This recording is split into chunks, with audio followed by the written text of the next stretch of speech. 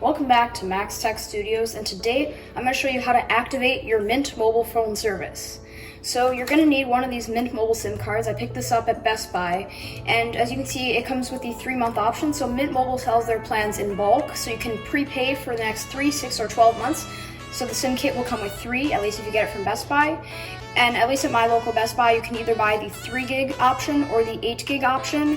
We got the 8 gig option, and that's the plan we were originally going to go with. It's $20 a month, and you get unlimited talk and text with 8 gigs of data.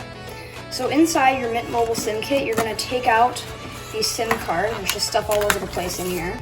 And then you're going to pop this out right here, but you're going to need this, so don't discard it. Next, we're going to go over to the phone.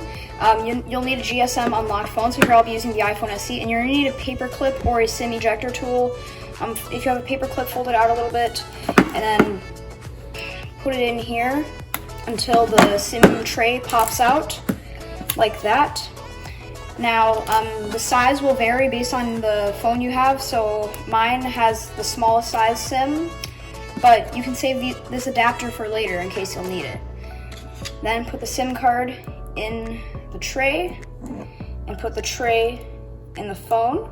Let's put the tray in the phone. And now let's go to the computer.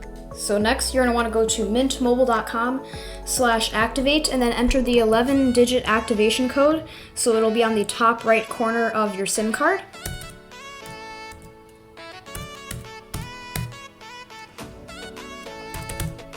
Now click start or resume your activation.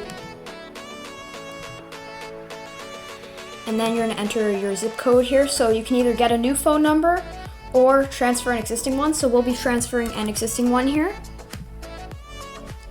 So now enter all of the information here and then click transfer. So next there's going to be a return policy, so a 7-day return policy. So you have to click I have read and agreed and then proceed with activation.